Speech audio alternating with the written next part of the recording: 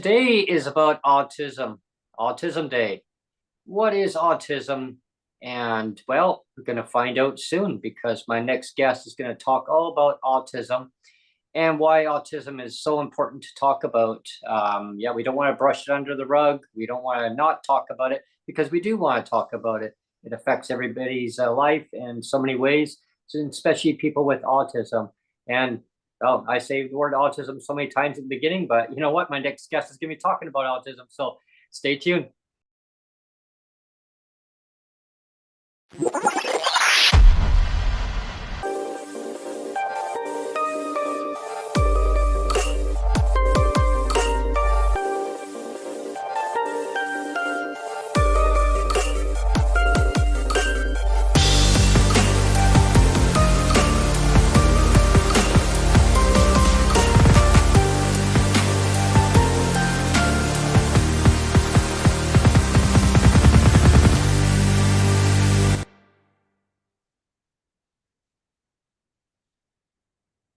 Hello, everyone, and welcome to PWD Allies podcast. Thanks for tuning in. My name is Brent and I'm the host. Today is all about autism, Autism Day. It's a little early for the Autism Day, but this is the day that we are going to be talking about it. And I guess the best person to talk about Autism Day would be my guest, Peter Cunnington. Hello, Peter. Hello. Thanks for joining me on the show today. Yeah, good to have you. Yeah, welcome to the show, Peter. Hello. Why don't we start? Why don't we start, Peter, with we can actually start with the thumbnail that I had posted earlier. Mm-hmm. Let's start there. The thumbnail I had posted earlier with the puzzle piece, Right. or the puzzle pieces, and you told me that I shouldn't be posting that image. Let's start there. Okay. You can tell our listeners why the puzzle pieces that people with autism have been walking back from that particular image. Mm-hmm. All right. Okay. Well, I'll start by saying that in a couple days, April 2nd, that's Worldwide Autism Day. It used to be called Worldwide Autism Awareness Day. Some people may still refer to it as that. And it was started mostly by an autism organization that claimed to help people with autism called Autism Speaks. And they used to have one in Canada, but that collapsed because of the lack of support and the backlash. And the backlash basically stems from the fact that they don't actually want to help people with autism. They want to cure people with autism. So basically the goal was to spend a lot of money on research and funding to basically prevent anyone from ever even having autism in the first place. Or way back in the day, they used to do horrible stuff like electroshock therapies and a whole bunch of really dangerous practices that never worked. Mm-hmm. And they have a puzzle piece that was blue. Now that is because they've since moved their puzzle piece to a more colors that sort of a blending of colors. More like a rainbow, yeah. But the reason it was blue and the reason it was puzzle piece is they claim that people with autism are missing a piece of their puzzle.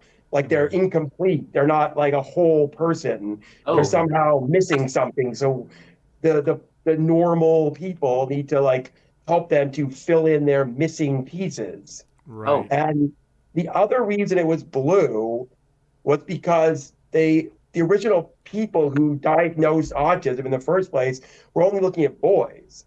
They weren't looking at girls. So they blew the boys' color.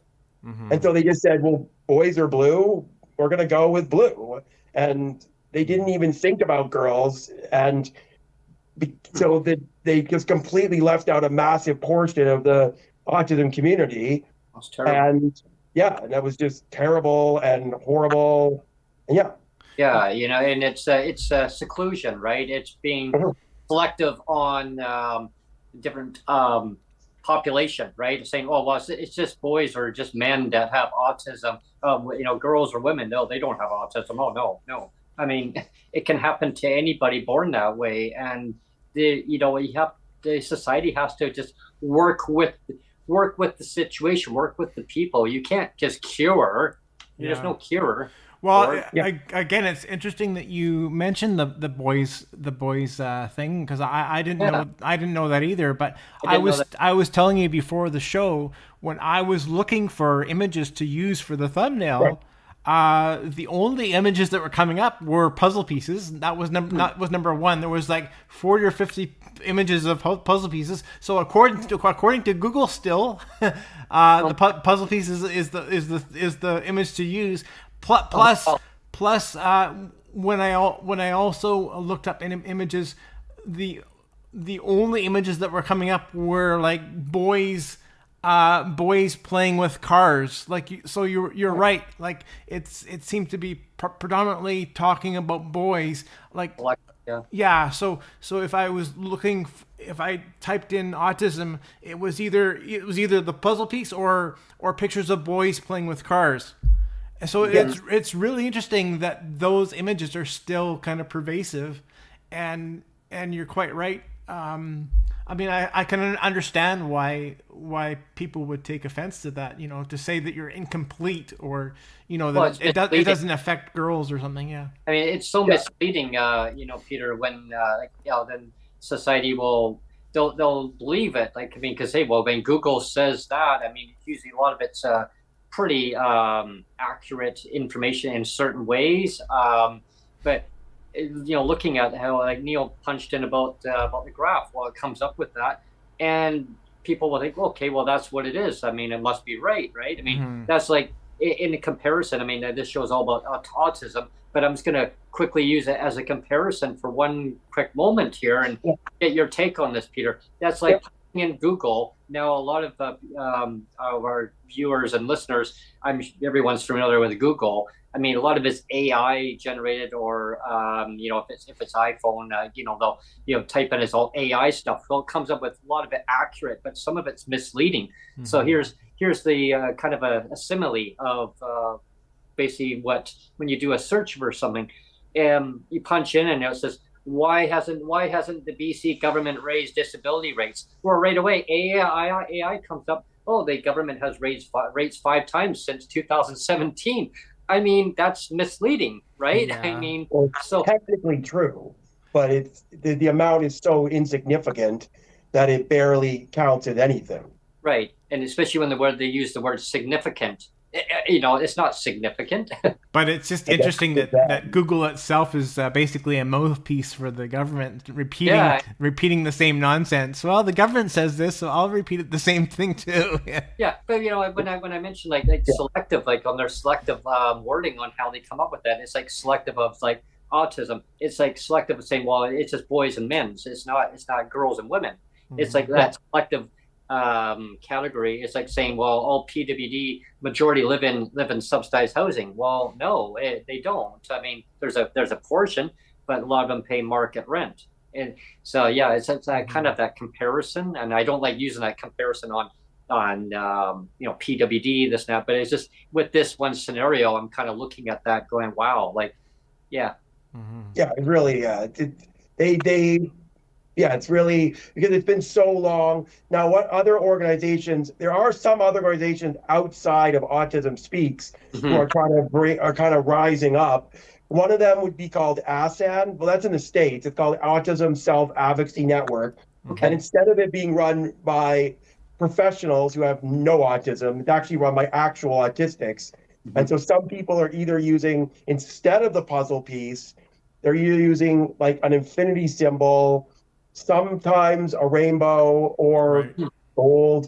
So there's a lot of like different organizations trying like other ideas instead of the puzzle piece. Mhm. mhm, And so that is, but it's not kind of as big yet because they don't have the funding that Autism Speaks has. Yeah. And in Canada, it's not even worse because we're trying to get it going, but it's hard to get it going without funding. So Yeah.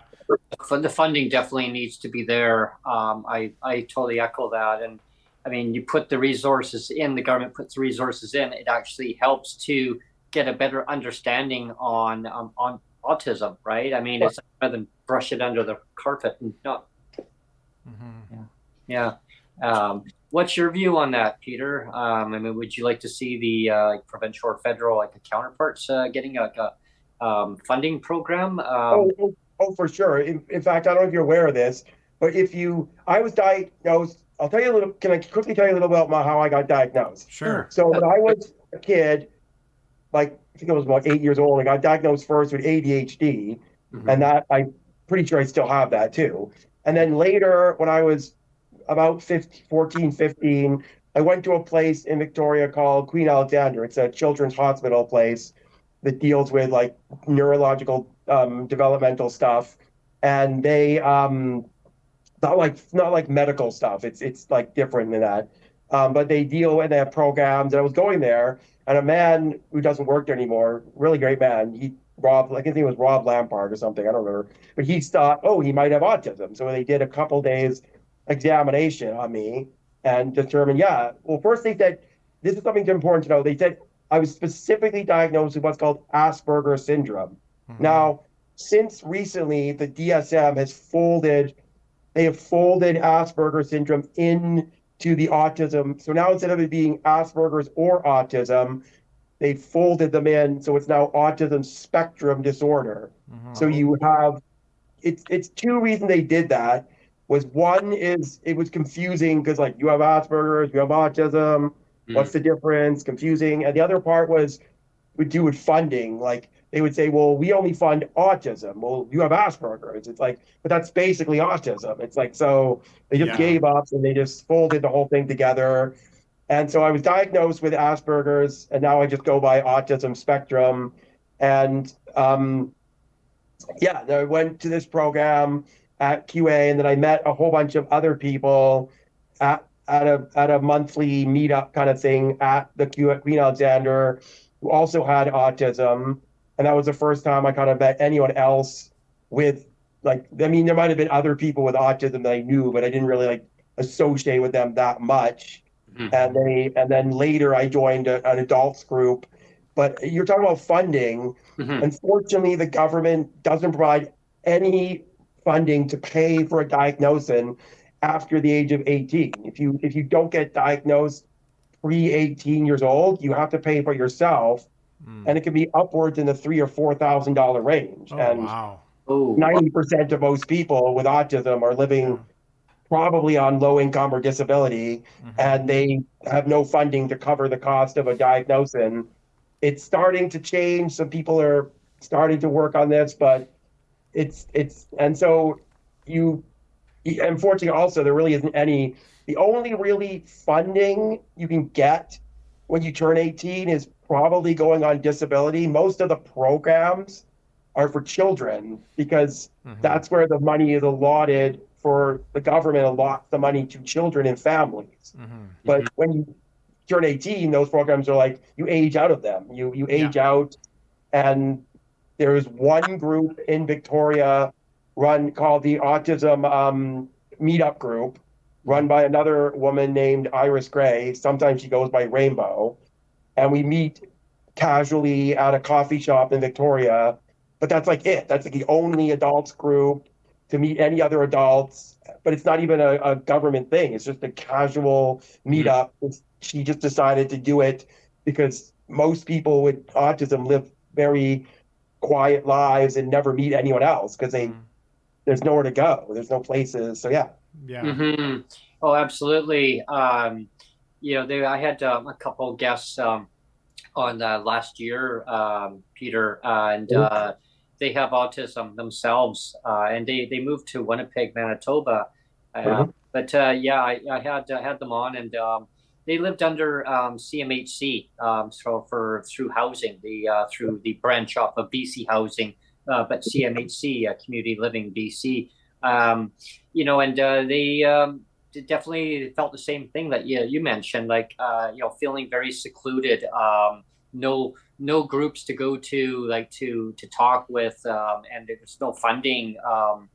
And so definitely, I'm gonna also look and see if I can somehow connect you up with them, and maybe they can they can maybe branch and give you some ideas. I don't know if they have any ideas. Sure.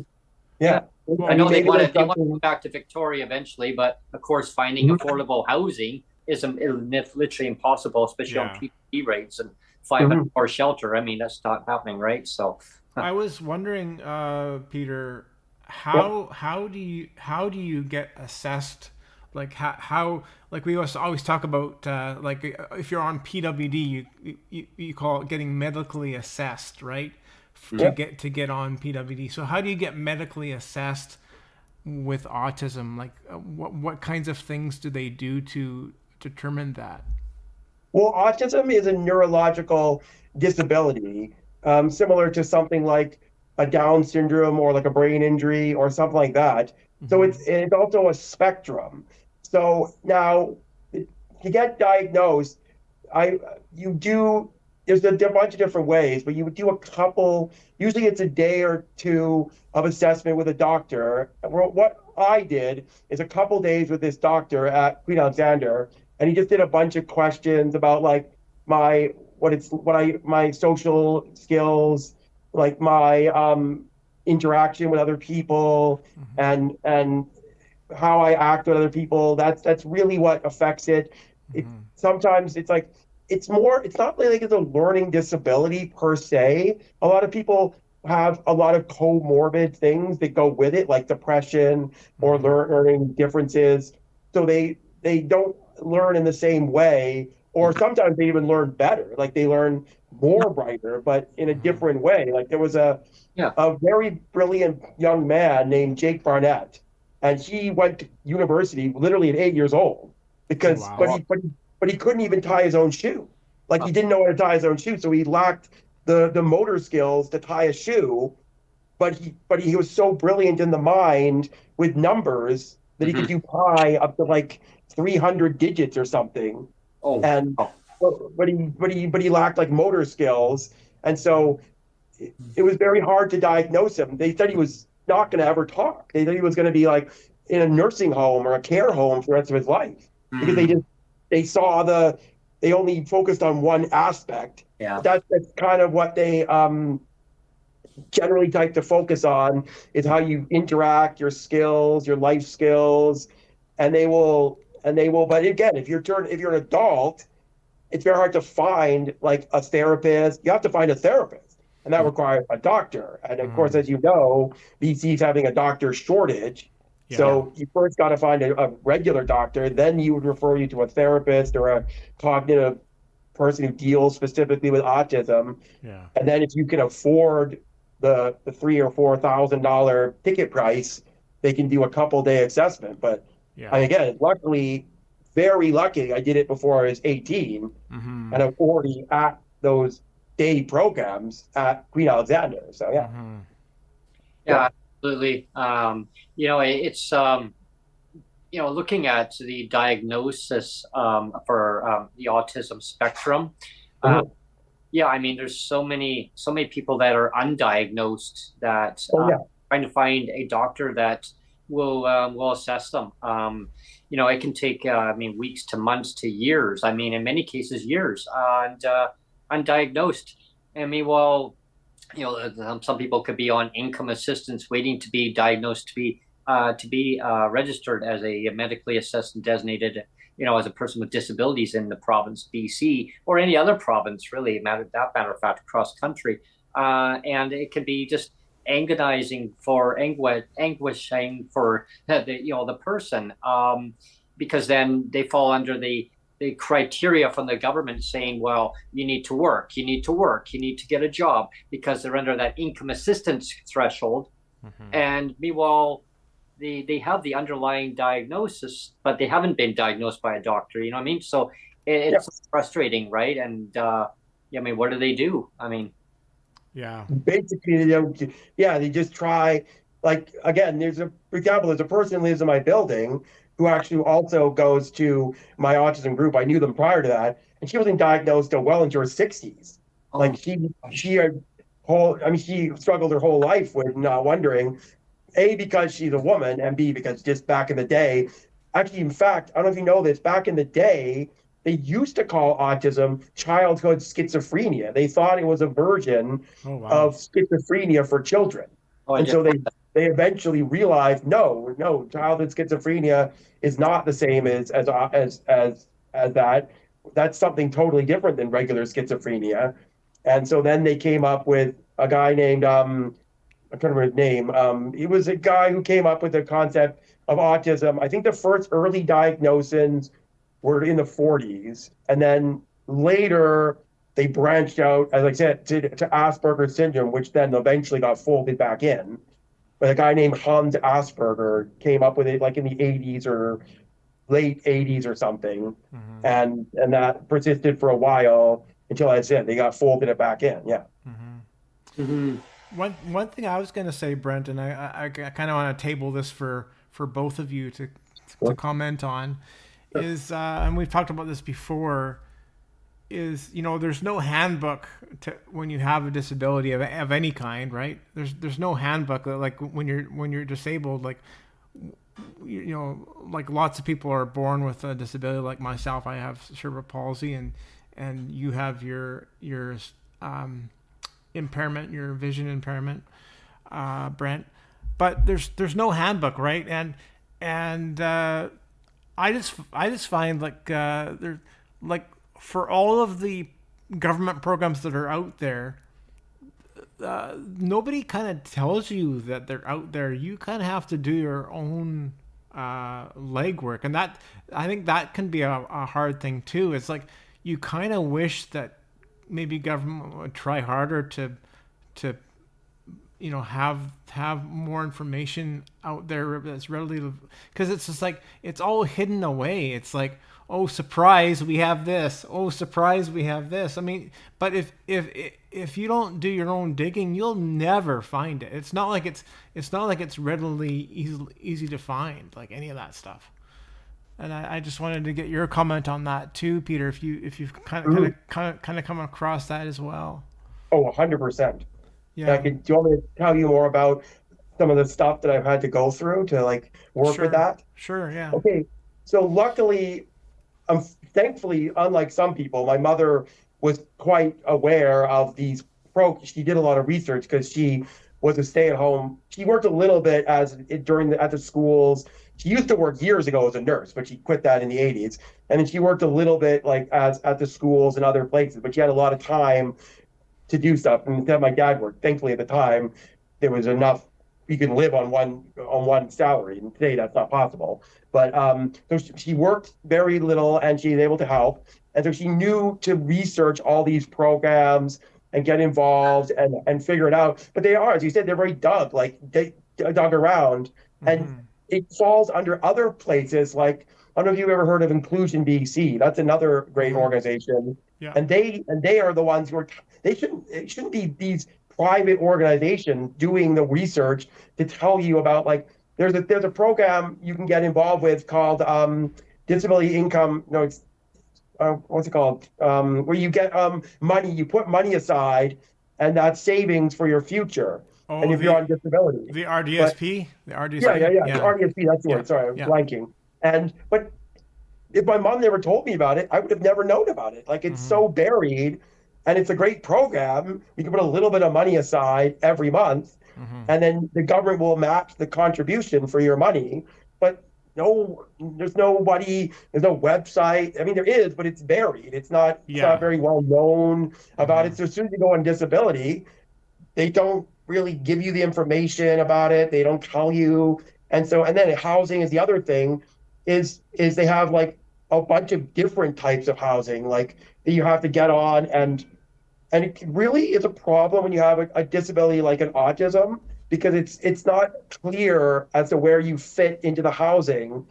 So unlike, say, an obvious disability like a wheelchair or something like that, they would clearly know where to put you. But with autism, it's like, well, you can feed yourself, so you don't really fit into that place where someone will dress or feed you. But there's another housing, but it's very limited, and there's a lot of other people on the list, and so you got to wait on these housing lists, and you get on disability, but then you got to pay normal market rent, and that can be almost impossible. So yeah, it's not well planned. Like they don't Yeah. clearly make it easy for people. They just throw Yeah, stuff up against the wall. It's like, yeah, let's try this. Bang. Yeah. yeah. And I'll give you kind of my overview of it too. And I've mentioned it before on the podcast many times, but I'll just kind of summarize my scenario of growing up. I used to when I was born, I was born actually blind. A lot of people don't know that. I was born blind. My balance was completely off. So they had to teach me how to walk when I was like beyond a toddler. I mean, just a little baby, right? But I was in hospital for 6 months before for observation. Before they even let me out of the hospital, they were trying to see if I apparently waving their finger in front of me to see if there's any responses. I had no response because I didn't see. Um, then basically, I guess as I turned after just over a year old, I was able to start seeing shadows, and I guess my vision kind of teeter tottered. I mean, I had an operation, when I was a youngster, but I would walk into walls because I thought like I would be double vision. I thought there was a door handle, and I'd go to open the door in my bedroom, and I'd walk into the wall and fall on the ground. Bumped my head quite a few times, from bruises here and there. And I still have a welt. Actually, I still have a welt on right here. I'm banging into the wall, indentation.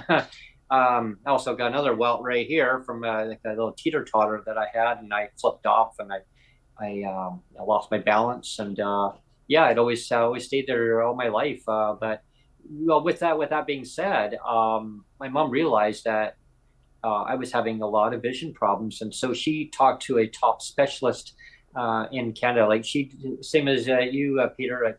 My mom did a lot of research, the best way she could, and she contacted different specialists, and yeah, she found one, and a top doctor, eye specialist, and for surgery, and specialized in my eye condition, and got me to come in, and I loved going to the office because I love to play with the buttons on the and the elevator there and hit all the buttons on each floor, and up we go. So, Were you like Elf, or that yeah, movie yeah, Elf where yeah. you lit up Yeah, all yeah.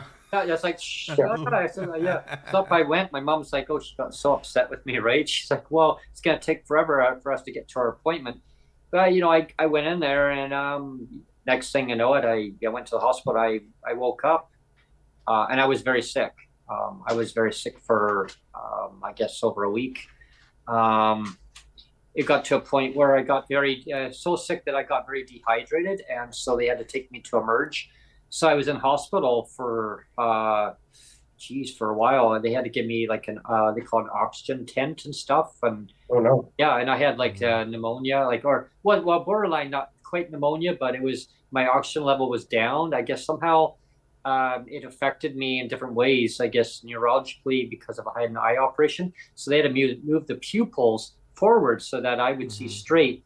And so when I talk to somebody, I look at them straight, but they look, and sometimes if I'm tired or just fatigued, my eyes will twitch back and forth. And that's astigmatism. But it can't be corrected, like not even laser surgery, no, nothing. Mhm. Fast forward through life, I went to an eye doctor specialist, and she says, oh, well, we just give you laser surgery. It'll correct your vision. You'll be able to see 20/20. I said, no, there's no cure for my condition. If that was the case, I would have a cure, but I wouldn't know anything different. I would probably still keep doing my normal routine, take a bus, et cetera, to get around, Mhm. because that's what I know in my life. I don't change myself for nobody. But I just learned to live with it. And my mom, as growing up as a single mother, like she brought me up, my brother, and did the best she could. She worked a lot, and she tried to access different services for me. Definitely, having a TA, teacher's assistant, but through the CNIB would come to my house the odd time and bring homework when I was home, bad allergy seasons or whatever, right? But Yep. then go to school and same thing, and I just kind of went with the flow in life. But accessing services, I found it very difficult. My mom did for a while as I was growing up. different subsidies were not available after I turned 18. Oh yeah. Yeah. So yeah, it became obstacle because, trying to, look at, well, what kind of housing am I going to get into? Am I going to go into like a BC housing at the time, or, market housing? It was a long waiting list even back decades ago to get into BC housing. So I decided to rent into market housing, and I was told by my practitioner, don't worry, like government told my practitioner at the time after he diagnosed me with, a few different disabilities at the time. I mean, visual impairment. Yeah. And then of course, ADHD. But as I went through college, they put me through an assessment that they call an educational assessment, Peter. Yeah, I had that too. Yeah. And like it was very in depth. Like it was to determine, like, does Brent have autism? Does he have other conditions? Like they were looking for a lot of things. No, they ruled it out, but they said he has a learning disability. And I think, so I was upset. I cried. I mean, I think that was natural. Like it's your emotions, right? And because I was having trouble trying to, like, they give you a puzzle, and they give you so much time to basically put this puzzle together in problem solving. And that was what the test was problem solving skills, to see how fast you could problem solve a situation. I was having difficulty putting these blocks in. I knew how to do it. I just needed more time, right? And so what they determined out of the whole thing was it was learning a different, and the doctor I still remember him saying, it's a different way of learning, Brent. It's not slow learning. I mean, you have a learning disability, but it's your way of learning. It's more of someone showing you hands-on rather than you doing hands-on, showing you, and then you doing, copying, following. Well, I wanted to mention too that a lot of these things are overlapping. Like for example, I mean, I don't want to speak in general terms and try to make it too simplistic here, but like you were born with your visual impairment, and because of that, there's going to be things that are affected from that. And one of those things would be your learning is going to be affected because of maybe not seeing the world in the same way. Yeah. Impairment though, Neil, is that they said that was interconnected because of hand and eye coordination. It wasn't fast enough, the response. So that's where the learning disability, it got kind of intertwined. They said it's always been there. It just it wasn't really diagnosed. Well, and again, that's exactly like mine too, because like we had a couple of shows talking about cerebral palsy, a couple of podcasts, and with my cerebral palsy, I was always, some of the teachers thought that maybe I had trouble learning, but in reality, what it was because of, again, coordination. My coordination, because of my cerebral palsy, is slower. So to be able to write, it takes me longer. So everything slows down because you have to spend longer writing. You have to spend long. So like I'm saying, it's all kind of interconnected, right? So it's hard. It's hard to like say, well, this is because of this, right? Because it's all like there's all little things that connect to other things. But I wanted to quickly go back to BC housing again, Brent, because you were talking about that. And I've only tried to do BC housing once in my life, and that was back in my first wife. I think even before we got pregnant with Jake, we were looking at BC housing. So it's like a long time ago. And the one thing that really bothers me about BC housing, I don't know why. For the life of me, I don't know why they can't figure this out. But you do the application, and you don't hear a peep. Like it just goes into this black hole. Yeah. It like literally goes into a black hole, and you never hear from anybody. Like nothing. And it's like, can I follow up on this application? Well, no, You know, can I find out anything about this application? No. You know, so you so you just submit this application, and like, you know, it could be 5-10 years. You won't hear anything about the status of it, or whether they've not accepted it. It just kind of, like I said, goes into a black hole, like this oblivion, abyss of nothing, and you're just supposed to accept that they maybe they got it or maybe they didn't, and you just you know what I mean? Like, it's so stupid. There's no follow up, zero follow up, and it's like, and to think of all that money that they're flushing into BC Housing, and nobody can follow up on any file. Yeah, it's ridiculous. It's really stupid. Really stupid.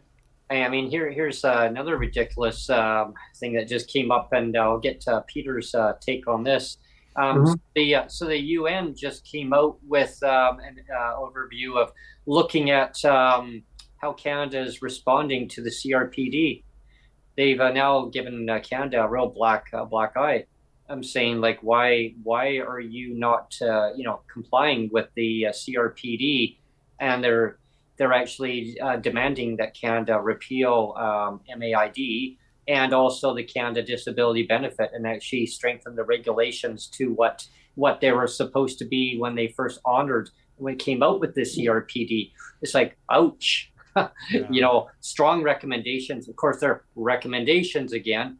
And that's that key word, because I mean, they can be recommendations. I still think they should be making sure that Canada does actually do these things. And anyway, I wanted your view on that. I'm not sure if you've been following that information. Oh yeah, absolutely. Yeah, I just I know it's quite quite appalling, because a lot of the top advocacy organizations across Canada are just appalled too that Canada would actually not even comply. I mean, 5 years later, and we're still sitting on a pending Canada Disability Benefit, where the DTC is one of the eligibility criteria. If they got rid of that DTC, all PWD in every province and territory would actually qualify. The recipient would qualify. But not only that, Brent, they have the DTC, but then they have a second application now too, right, that they're going to force people to do. Yeah, for the Canada Disability Benefit. And I know Mike Morris. So it's application number 1 and then application number 2, and then maybe you might qualify for something. Maybe. Yeah, because I know. I mean, before we quickly go over to Peter, but I know that the Mike Morris for the Green Party of the federal government had in Kitchener, Ontario, was pushing to have it streamlined so that it would automatically go to all PWD, none of the barriers included. And in committee stage, they actually agreed with him. They actually agreed, and he was so happy that, yes, I succeeded on some of the key things in the what he wanted to get done. There were some things that he couldn't get done, but he was working to try to get them to implement more in.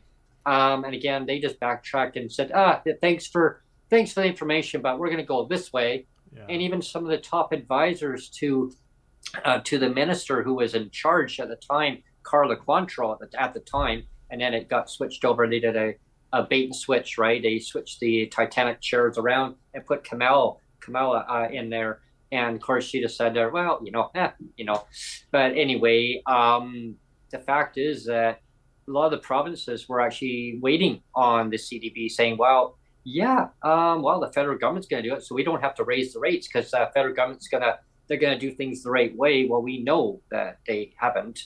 I want to, anyway, I'm not going to ramble on. I get your take on what do you see happening here?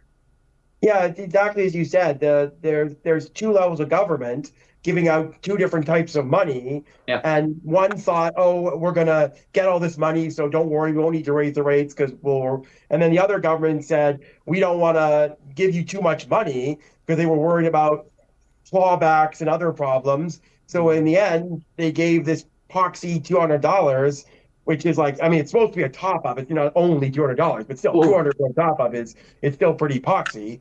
And then in some places, as you said, it doesn't even apply to every single disabled person, because one is provincial, one is federal, and it's 2 different places you have to work with, and it's a real mess. and then some governments are going to claw it back, some governments are not going to claw it back, but it's such a small amount, and I mean, they shouldn't even bother to do it, because then they could have just said each government provincially could raise the rates to a normal living rate of like whatever they is in that individual province, and then people can live. I mean, it's all well and good to apply for housing that's cheap, but well, there's only so much low-income housing, so it's much easier to just give people the money to cover the cost of housing. I mean, yes, some people worry that they're going to jack up the rent suddenly because, oh, well, now you have $5,000. They're going to jack up the rents to $3,000. Like, but I mean, they're jacking up the rents regardless. They're doing it no matter whether you have money or not have the money. And it almost feels to me like they want you to live in low-income housing so they can like tell you where to live or like determine where I mean, mine's okay. It's not like terrible housing. I don't know if you want to know more how I got this housing. Sure. Basically, I was, like, as I said, my mother was very knowledgeable about these things. So she got early. She's like, I lived with my parents, and I didn't really need to go out right away when I left high school. So she said, but I was like, she's like, get on the housing list. I'm like, well, I'm not going to move right away. She's like, oh, no, don't worry. It could take like 15 years. And I was like, oh, wow, 15 years. I'm like, better get on quickly. And it took approximately 12 or so years. I mean, I lost track of time. But basically, I got on the list. Eventually, my mom, as you mentioned, they don't give you updates. You have to call in.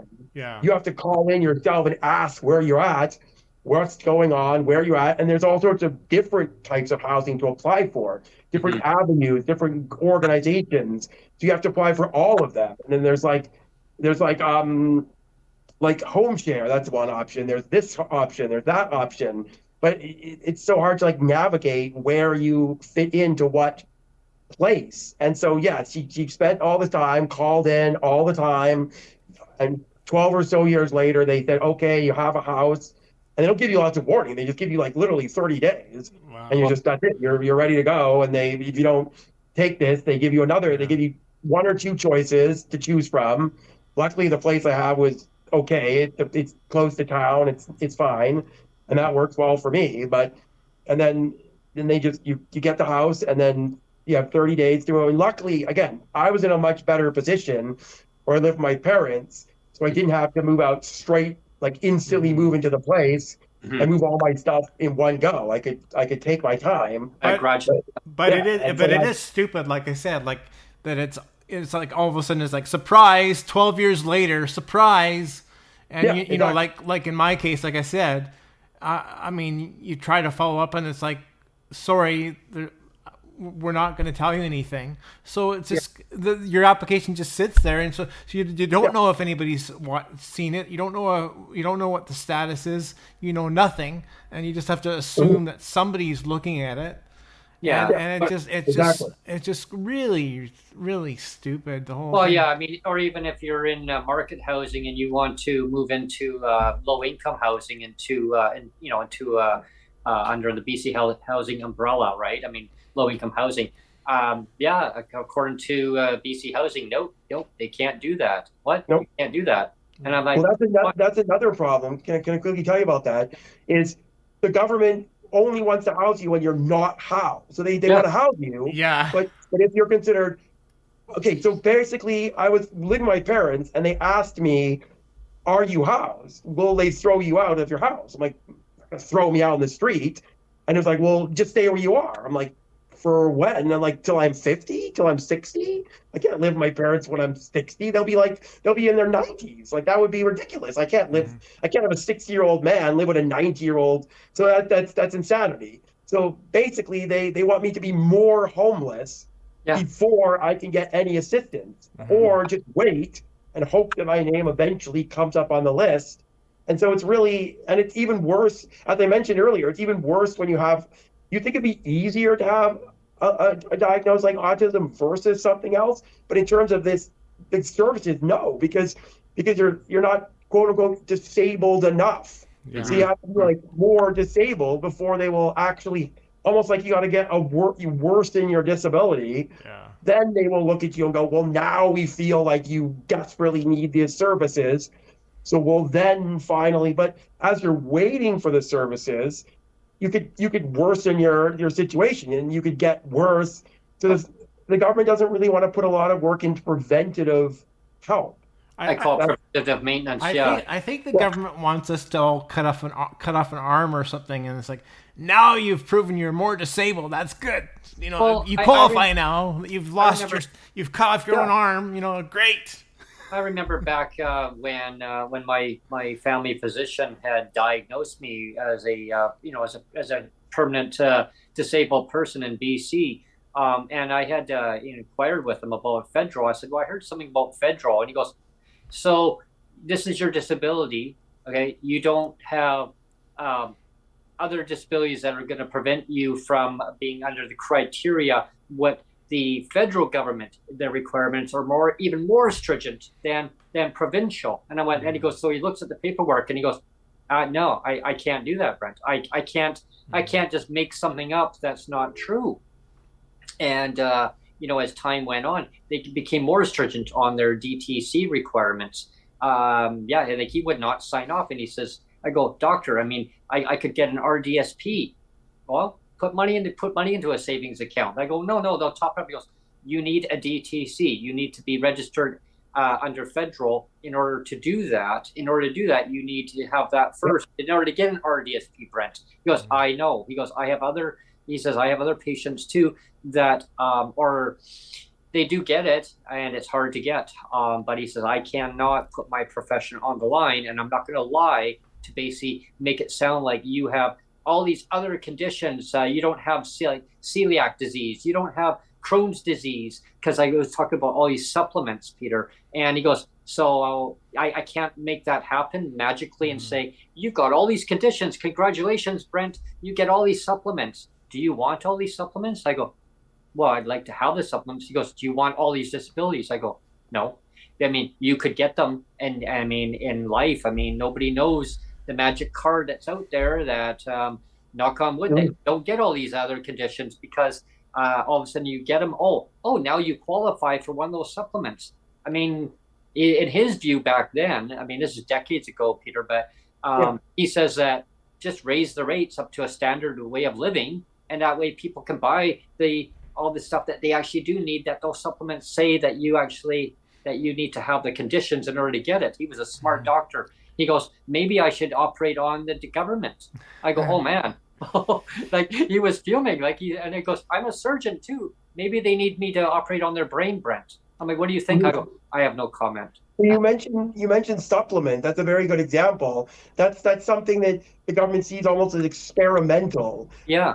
And so again, and you mentioned the one thing that's interesting about autism is a lot of people with autism have comorbidities of disability. They have the autism, but it comes with other comorbidities, sometimes gut issues, sometimes depression, sometimes other stuff. And the government is very rigid in what they will and won't cover. And so a lot of these things like special diets, you can apply for like a special diet supplement, but you have to prove you have, again, if you just simply raise the rates to a normal amount, they wouldn't have to waste time. We'll give you the money for this special, like a friend of mine had celiac disease and a whole bunch of other kind of chronic health issues, which we don't know why it's more common amongst people with autism, but it could be a combination of two things. One, it could be autism in life is causing these problems, like the daily stress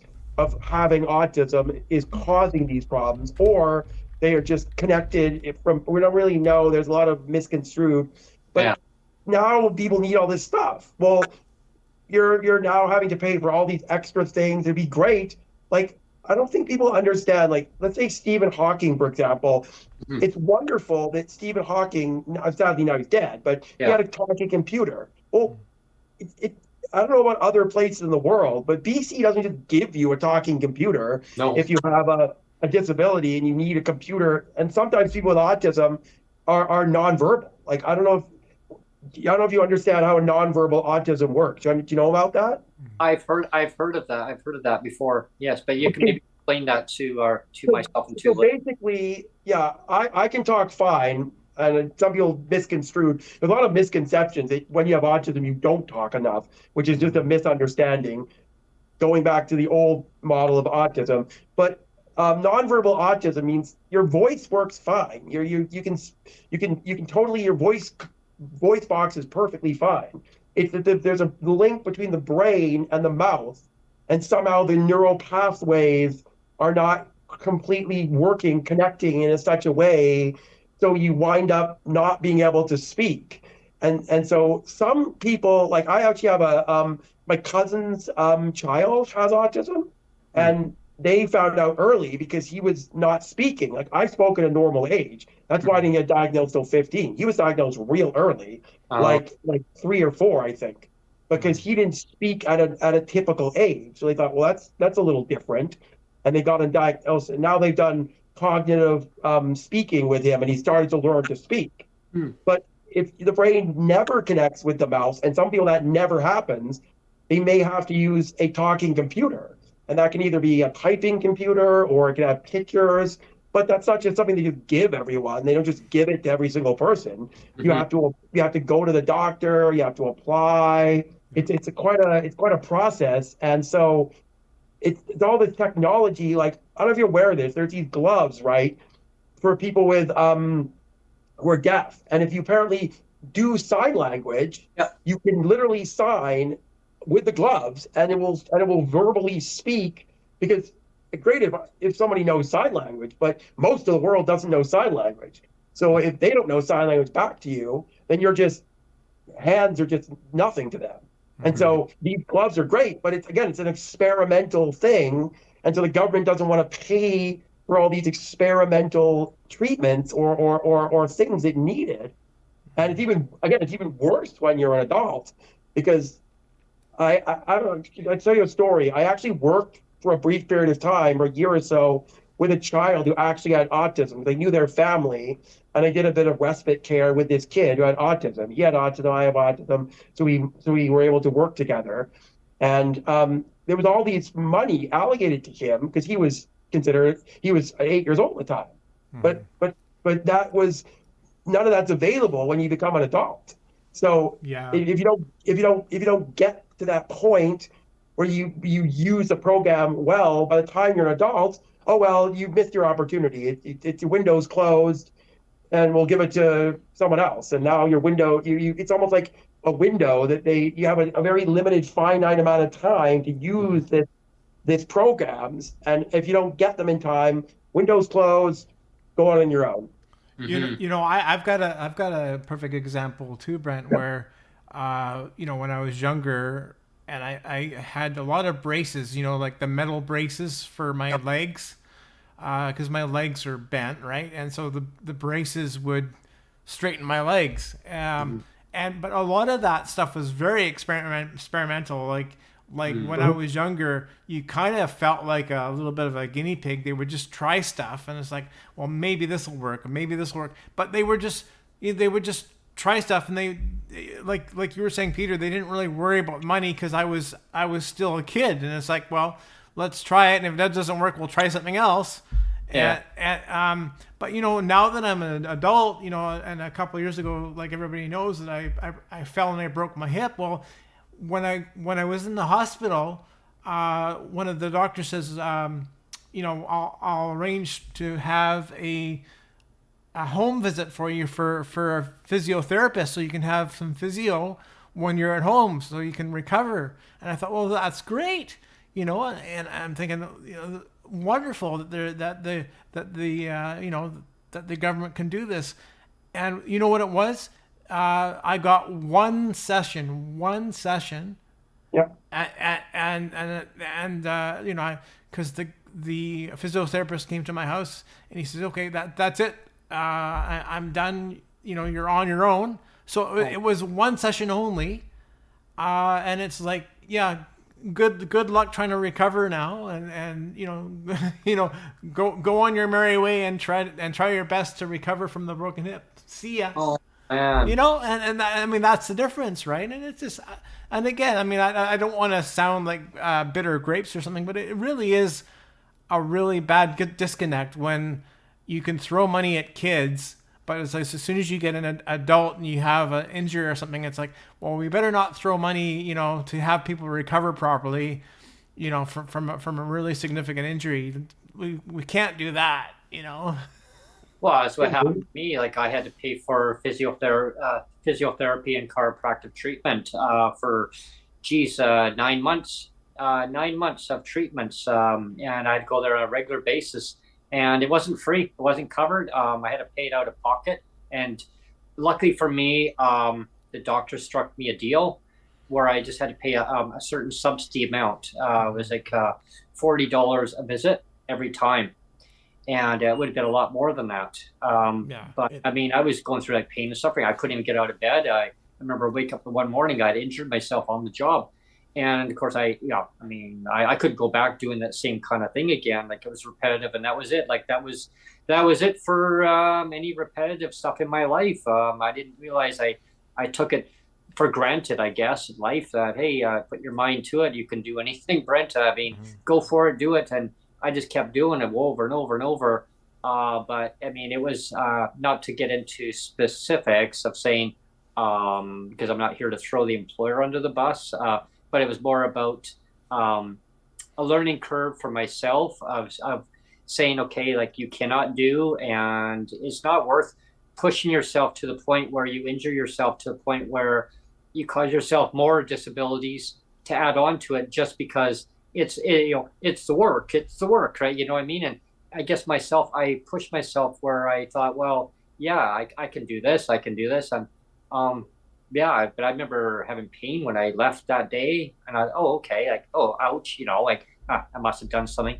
Well, what I did was I had injured myself so bad that I dislocated discs in my spine, fractured, bruised. I mean, like I was in bad shape. I couldn't even get out of bed. Like any movement of an arm or turned, I was like winched in pain. Like tears would come down. I wasn't even crying, but tears would start flowing down. I'm like, so I went in and I got rushed in from a friend of mine at the time, who her boyfriend had actually made a call because it was his doctor. And he says, well, get him in here. Can he come in? And so he struck a deal, and I'm always so grateful on that. And so I went in, and I guess looking at what you say is in life, what a person is, who they are, is not what they can do. And I looked at, and I really had hurt myself more than I realized. And I look back and say, wow, I mean, when people say they can run a marathon, or I mean, imagine just going through a certain stage in life where all of a sudden something happens, poof, like just like that. Like things can happen. It can change a whole outlook in life on person's well-being. And I mean, I still at times I still get some indications of, hi, like, remember me? Yeah. Yeah. But it's not to that degree now, because it got all snapped back into shape, right? But all the treatment, learning how to move my arm again, Peter and Neil and my listeners, how to move my leg like properly. Like I had to walk, but I had to walk like so slow. My mind says, Brent, you got to move faster. Come on. And I felt like I was moving like a turtle. And I'd go outside of my building, go for a little walk along the sidewalk, because they didn't want me to walk too far, but just enough to keep mobile. Right. And a person parked outside of the building, and it was ironic. I thought, okay, someone just parked there reading a book. They turned as soon as I went by. I looked, and I saw in the corner of my eye, I got a flash of light, like a snap, like a picture. I turned around, like, okay, person's taking maybe a picture of the building. Maybe they want to rent there or something. No, they were taking a picture of me, just to prove that, I guess, through insurance purposes, right? So, yeah, and I thought I was isolated, but it wasn't isolated. Like it was more than that. Like I was being surveyed, surveillance every time I turn around. It was like, I see this vehicle in another area. Yeah, but I wasn't doing anything wrong. I was doing what my doctor told me to do, is to stay limber, and because you need to move around, right? And and so I look at all these programs and services that people have to jump through all the hoops. They shouldn't have to do that. Like it should be there as you pay into it. through through your insurance. I mean, when you work, there's always that premium. It's always automatically put aside. But even if you weren't working, there should be that service for PWD that something happens in their life where that they should actually get some kind of program where they can just say, yeah, I need this. Not, you don't have to prove why you need it. I need it. Okay, no problem. It's there. Yeah, there's so many things that need to be changed. Like Jeff would always say, Peter, no less than poverty level financial support, right? And it's true because it needs to be at that. Like that's the most minimum amount across all the provinces. And I mean, governments always have excuses. Oh, well, we got more to do. We just can't do it right now. Fiscal situation, policy, or whatever the excuses are, or we're waiting on the CDB. And I mean, I always say, like, just raise it up. And hey, if the CDB comes along, great. Then they can kind of work with the province. The feds can work with it accordingly. I looked at it just recently. I was reading about Alberta, what they plan on doing. Apparently, their base rate's 1901, but the minister says, oh, well, they're getting way too much. Like we're taking good care of them, so they don't need the CDB. We're going to claw that off. So really, so you're supposed to say that that's what they're going to be capped at? Like that you can't have any more than that. I mean, God forbid, right? Market rent and the cost of living's high. I mean, that's for Alberta, and I've learned over time I don't like to pin one province against another province and saying, well, my God, they're getting that much. How come we're not getting that much? I say equality. Bring everybody up to a level. It should be equal across the country. But with the CDB, it goes back to they really should have listened to the advocates, because there was a whole bunch of hearings and impact statements from advocates. And there was all that time and energy from, really prominent advocates and saying, we want this. You have to include this. And it's like, yes, we'll listen to you. And then the $200 happens, and it's like, well, obviously you're not listening to us at all. Well, there was two of them that dropped off. I mean, and we know those two, and yeah, I mean, Neil Belongi and Michael Prince. I mean, they were beyond disgusted. They said it was like a gut punch, and they put so much work and effort into standing up for PWD across Canada and other allies too, who basically gave their input on what do they want to see. I mean, there was doctors on their committee. There was doctors and nurses, doctors, specialists that said to the government, like, let's do it this way. And the government just ignored everybody, and they wanted to do it their way. So what was the point in all that? And like you said earlier too, it's like one thing for the CRPD to like be critical and say, why are you doing this? But unfortunately, it's the equivalent of being slapped across the face with a wet noodle. Like it's almost no. The governments don't care. Like the provincial government's going to look at the CRPD and the United Nations and go, well, so what? What are you going to do about it? Well, it's like advocacy groups in BC that had mentioned to our provincial government in British Columbia here, high recommendations of implementing no less than poverty level. There was a whole bunch of stuff in there, and they completely did a reverse on it. They didn't even focus on any of the recommendations, and that was from 2024. And one of our guests that we're going to be coming on talking about that, be coming up soon on the show from BC Poverty Reduction. And definitely Rowan Burge. That'll be an very interesting show too, because the fact is that these recommendations were put in. I mean, these were high recommendations, and they have direct contact with the government on these recommendations. The government agreed with these recommendations. They said, okay, what did they do? Not even one increase, not even indexing it to inflation. I mean, cost of living, COLA, C-O-L-A. But I mean, wow, it's crazy. There's a lot of talk of saying, well, the last rate increase was 2 years ago. And I mean, that was only for the shelter portion, but only went to some disabled people. But you look back in the budget, it was actually the last increase before then was in 2021. That was the COVID supplement that was left at 175 that was given to all PWD. I mean, even seniors got that. Like even seniors and PWD. And, I mean, a whole broad range of population got it. Why? Because they left it on because they realized that it was making a difference in their lives, like in their livelihoods. They could buy nutritional food, other supplements, rent. I mean, if they wanted to put to rent. And so when they came out, when the government came out with it, the 125, I figured it was going to go to everybody. But no, it was only selective. I thought, wow, like, you know, that was crazy because when I hear in the just people in the neighborhood talk about it too, and I hear on social media people in the neighborhood, and they say, well, the government says, well, but if we raise the shelter, landlords are going to take advantage of it. Well, rents are going high regardless. Like as soon as there's no vacancy control, so as soon as I move out of my unit and say I moved into another unit in my same building, my rent in this unit here would automatically shoot up to no less than $1,800. $1,800 automatically, and the landlord would be like, "Yay!" So I guess my argument I would have with the government on that is, landlords are not taking advantage of PWD; they're taking advantage of what the market will bear, because that's how it's working. It's going to be treated as a commodity, but for some reason it is. So. Yeah. Well, can I say something? There was an interesting video. It came out recently because a couple last month was well, I guess it was this month. It was still in this month. It was World Down Syndrome Day, and there was a video about a girl who discussed making sure all the decisions are made with the people involved. They might build.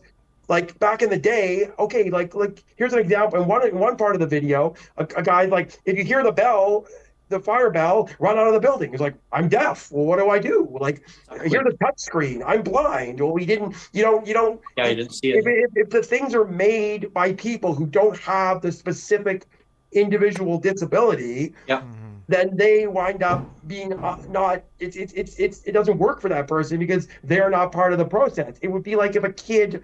I mean, kids don't make some decisions themselves because they're too young. But when you get older, you should be making the decisions. You choose what you want to wear. You choose what you want to eat. You can choose if you're capable, if you're mentally capable. But they don't even involve these people. And then what happens is the government goes, oh, well, it didn't work for everyone. We tried to make it work. Well, did you ask people? Did you consult with individual people with disabilities? No. Like a shelf is too high. I have dwarfism, like I can't reach the shelf. Oops. Oh well, sorry. Well, guess that doesn't work for you. We'll find another job, and then it's like. And with food banks, you mean you don't like 8 cans of tomatoes? Well, no, I'm intolerant to tomatoes. Oh well, that's too bad. That's another. I mean, most people with disabilities are going to a food bank, as you mentioned. And that really becomes a problem because and it's really challenging. I find autism almost even more challenging. I mean, I can't say because I only have autism, but it seems to be even more trouble than a physical disability in some way because the government doesn't know what they're doing. Like, it's like, okay, you're in a wheelchair. Okay, we'll put in a wheelchair ramp. That's a simple solution. But with a disability like autism, which most people don't understand, and being that it's a spectrum disorder, so it can be very challenging because people might, as you said, you mentioned earlier about the puzzle piece. Well, that's what you see on the internet. If that's all you see, the government's not going to, and if they don't consult with people who have the individual disability, then they just go with a generic formulaic idea, and then the person tries to use it. And it's like trying to fit us. There's actually a group in Seattle that's called this. It's called the Square Pegs Autism Society.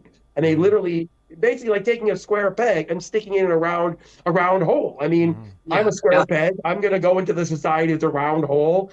Oh, whoops, it's not fit. I'm not fitting in. Oh, well, this is all we offer. We only offer the square pegs. You don't like it? Too bad. Like, yeah. And I think it's the policymakers in the government. They don't have lived experience, Peter, and listeners. It's all, they live in a bubble, right? And so it doesn't really affect their lives. And they say, oh, well, yeah, oops, I guess we got more to do. And that's the reason why rates don't get increased. I mean, they'll say, we raised the rates all these times, but they didn't significantly raise it because it gives them that leeway to kind of bounce it down the road. And then we've got like their 10-year plan. We're going to raise we're going to raise rates over a certain period of time, and I love the 10-year plans, Brent. are they going to go with a 2016 MBM? I mean, wow, like Yeah. 2016 MBM. I mean, level, like that's crazy. That's 9 years ago. I just blows my mind. We're at the end of the hour, Brent. We're kind of blown past a little bit. Oh, well, we had so much fun today. I mean, talking about, the autism and the autism, like the spectrum. I mean, how it's kind of interconnected, like as an add-on into it. I mean, like how you explain that, Peter, because I learned, and that's the thing, we learn from each other. Exactly. And I remember when I was in, what grade was I in? Yeah, grade 7. They taught us a little bit sign language, right? And they played a song, and it was I'll have to kind of recall that and get back to you on that one. But anyway, there was one where you would actually, I can actually kind of demonstrate. So I put my hand up for people, the viewers, that kind of describing what I'm doing. So I'm putting my hand up, okay, and then I put my hand up on top, basically horizontal across the top of my hand. So what does that mean, Peter? Time's out. No, so it's really windy. So it means treetop. Okay. Oh, Treetop. okay. Yeah, I didn't even know that. So we got taught that, and we got drilled into us over and over. I wish I would have remembered and a lot more of it, but I remember it's like, so the trees will sway, and it says, or I love you. Yeah. So yeah, and there's different ways of symbol. Like there's like ways of different letters. Like there's, I mean, I think the standard one, I mean, C, and there's different letters and stuff. But just looking at some of these interpreters, if you watch in the BC Legislature channel, they have an interpreter on there about the letters and like how they describe certain things, or they'll go, like stop, is that right? But treetop, like wind, like it was interesting. I can just visualize the person's that one brain lapse. See, that's part of it. There was one artist came out with different. He was pretty popular back in the 80s. No worries. Yeah. Anyway, it'll come to me. Sorry about that, folks. I was trying to recall. We'll save it for another podcast. Right? Yeah, but it'll be good. But I encourage people to kind of look at listen to different songs and just to interpret. Think of how you would describe each song into like a sign language. That's a learning thing for people today. Listen to a song, and actually visualize how your hand would go to different phrases in a song. And that's how I learned the sign language. We learned that in grade 7, and they got up and down each aisle. Your turn, and you're like, what? How do I do this? I can't do this. No, that's fine. And so the teacher would go through and describe to us, well, what is each movement of your hand? What does it represent on like, so if it's a tree, well, I don't know, like Brent, what does a tree do? Stands up and down, right? Yeah. Well, move your hand. So they put my hand, they grab my hand like this and hold it, and then what is a top? I'm like, oh, neat. And so that's how people who are deaf or visually impaired or sightly impaired, if they have hard of seeing things, or they can't hear too well, or they're fully deaf or partially deaf, that's how they interpret. They got interpreters who will actually help them navigate and participate in society the best way that works good for them. And that's why the key word is works good for them. So them meaning they're the ones who are teaching society. That's what works good for them as an individual. And I always believe that that's how I think government needs to learn that too, from people with lived experience, what works good for them. And we're the teachers. We're the teachers to teach the government to listen on so many different aspects. Is it accessibility, transit?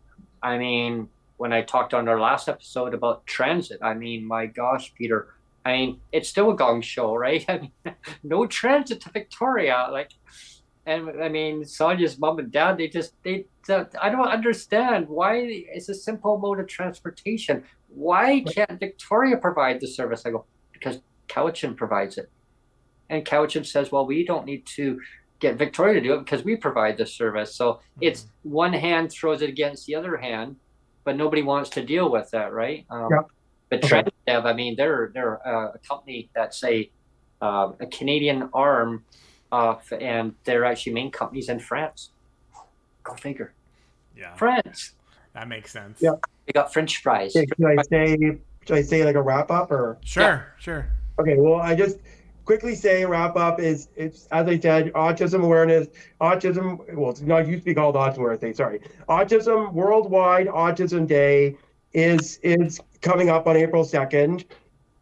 Very important that you listen to people who actually have autism.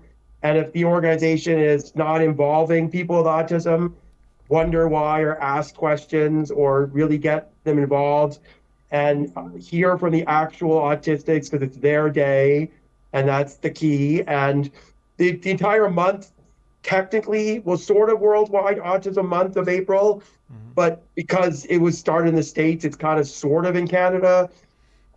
October is sort of our Canadian one, but most people think of it because of the States and social media. So the whole month is sort of Autism Awareness Month. But autism can be any time of the year, really. Just really listen, just hear what they have to say, and don't get involved in any practices or organizations that are actually not involving or listening or doing anything with actual people who actually have the actual autism diagnosis. Well, thank you so much for coming on today, Peter. No problem. Love to have you on again, and we'll talk about autism or any topic that you want to talk about, things that are affecting your life on a day-to-day basis, whatever topic. Yeah. And I want to thank our viewers and our listeners on our podcast for tuning in today. I hope you enjoyed another wonderful episode of one of our podcasts that is always entertaining, because we always have new ideas and different stories of lived experience that affects everybody. Because if you don't have a disability, you will develop a disability of some sort in your life. You're born with disabilities, or one disability, and it multiplies in time. But hearing impacts, the stories of how it affects people's lives, it's so important to get involved in the community, like of connecting with people with disabilities and learning from them. It's all a learning curve, and government, I really encourage you to really across the country to really start listening more carefully from people with disabilities and advocacy groups. Allies, I mean, people's families, their mothers, their fathers, I mean, brothers, sisters. I mean, why can we not just take care of each other, right, as society? Not pin disabled against disabled, not saying that people should have less because they have a disability. You can't work. Oh, well, then you're not part of society. I'm sorry. Like, there's something wrong in the government. Like, you got to stop that narrative, right? It's old, it's stale, it's not working. Just treating people with respect, right? Listen to their lived experience stories. I mean, be in their shoes for a while, live their life for a while. And I tell you, look at the welfare challenge. They happened way back in the 1980s and 90s. It didn't last too long now, did it? Yeah. Listen back to how Biff Naked, we had her on the show. She talked about that way back when on a podcast. Look back at some of the articles. I think there's so much that we need to learn from each other, and government needs to learn from us. It's a mutual understanding, and I think that's how things are going to change. I mean, as the world evolves right now, there's so much uncertainty going on. Number one is I hear a lot of the disabled across Canada and in British Columbia, everybody's struggling. I mean, people that had six-figure salaries, they're now being dismissed from their occupation. They now don't have income. And there's so many downfalls that are happening. And I'm not here to be doom and gloom, but it now makes people realize that what people with disabilities are going through. Because before they're like, oh, you're disabled. Now I hear a lot of people are saying, hey, I didn't know I didn't know that's how the government's treating people. Right. So it's like a wake up call. And I think there's an opportunity of bringing in our rates to no less than poverty level financial support. I mean, that's the bare minimum, and then add on when you have a disability. So when we had CERB, right, I mean, we know how fast that came out. I mean, wow, it came out that quick, like very quick. And I think that's basically a sign of how things are going to have to change, because with the carbon tax ending, final payments on Friday, April the 4th, across the country. So people that were getting carbon tax credits, that's ending, but it was only zeroed out down to 0. So meaning that people are not going to be paying that carbon tax. However, they will be paying that carbon tax going forward in one way or another.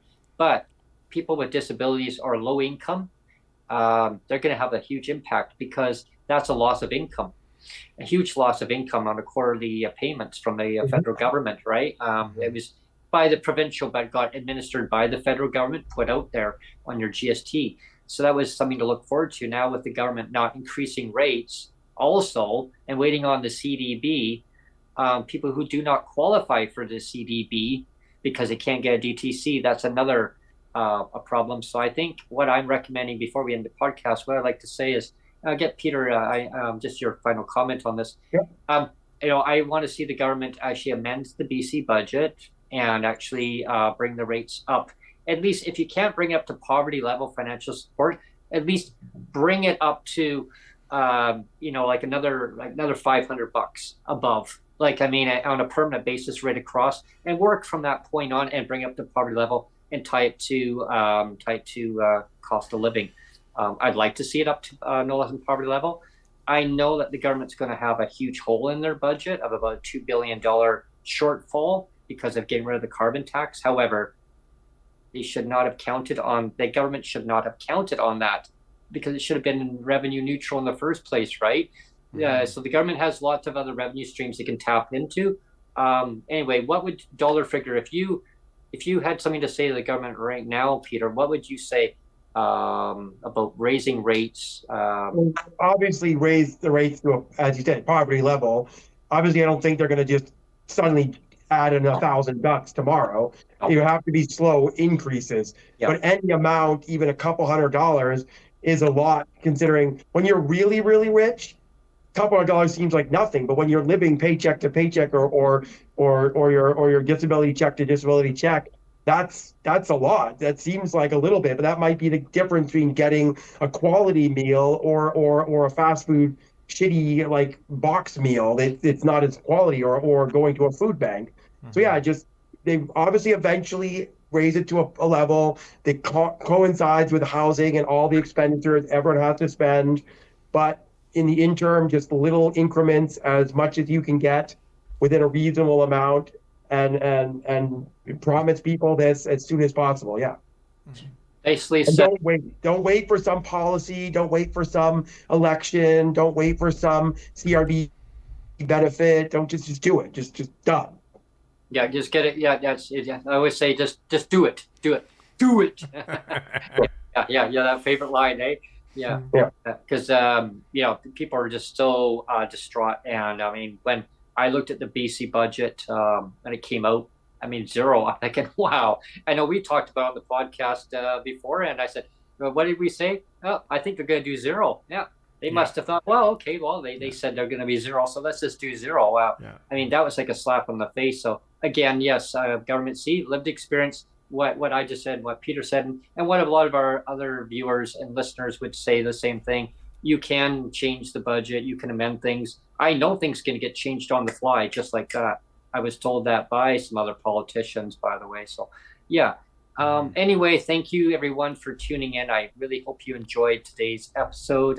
We covered a lot of topics, and we are specialized on focusing on autism, because it's so important to look at the person for who they are. Don't judge them. And because autism, like as Peter, as you would probably indicate, it's not like a hidden disability, is it? But it's like not. It's invisible, like, but it's there, but it's not physical, like you don't see it. It can be, but it's neurological in the Yeah, brain. that's what I But mean. it can lead to physical It down can, the yeah. road. You know? Yeah, it can lead to that. And Yeah. I always say never judge person for for basically what they can and cannot do. Just judge, Mhm. just take them for who they are. Just take them Exactly. for who they are. And bingo on that one. Thank you, everyone, for tuning in. I hope you enjoy your day and stay tuned to our next episode coming up soon. Thank you very and I did want to say that we've got a couple of kind of much. very unique and special episodes coming up. Oh, So make sure you're subscribed if you're not already, and then you'll get notified, because there is the next one coming up is a really unique opportunity for us. I mean, it could get pushed to a later date, but I think we're still on schedule to have it on Friday. But yeah, everybody will know more if they are subscribed. They're like, oh wow, this looks interesting. Yeah, and so it's going to be a really cool one, and we're getting more and more kind of unique and special opportunities on the podcast here, and this is one of them that's coming up. So yeah, looking forward. yeah, there's one thing that Neil and I have mentioned on the podcast is if you want to come onto the show, rather than us contacting you, if you want to come onto the show and you want to shine your lived experience stories with us and share it with everybody else, definitely reach out to us. We'd love to have you on. I mean, our goal this year is to get prominent politicians on from all different parties. Don't be shy. Reach out to us. I mean, we're not going to want to keep chasing you. You come in and say, hey, this is what I want I to... still will, but... yeah. Rather than the cat chasing the mouse and the mouse chasing the cat. If the show is on Friday, this Friday, it'll be a bright and early one. It's really, really early, yeah. Yeah. Well, that's another thing too, is it's probably going to be a pre-recorded anyway. So we're going to be up early, and then it's going to be released later in the day. But Dan's in chat, I think, still, and he's kind of involved with it. So, but I don't think we'll kind of know for sure if it's happening until maybe tomorrow or Wednesday. We'll have a better idea. We'll have a better idea, but it is coming. It is coming. Yeah, definitely. And when it does come, stay tuned to that episode because it's going to be really good. Again, you need to subscribe to the channel, share the content, like it. I mean, just blast it out there. Reach out to us if you want to come on. Lots of opportunity to talk about. I mean, so many different topics. I mean, like today's episode, talk about autism. I mean, is it accessibility that you'd like to talk about? Is it about housing? Is it about fragrances? Is it about maybe there's laundry detergent that really affects it and causes a lot of allergic reactions? I mean, is it straws? I mean, plastic straws, paper straws. I remember that episode. I mean, is it buses? I mean, everyone knows I love to talk about transit. I mean, there's so many different topics to talk about. So yeah, definitely. Is it government? What bothers you about government? Oh man. I think I just got a lot of people saying, hey, I want to come on. Hey, that's a hot topic, right? So definitely stay tuned, everyone. And I hope you enjoy your day, and I'll talk to you very soon. Cheers. Stay tuned. Thanks, Peter. Yep.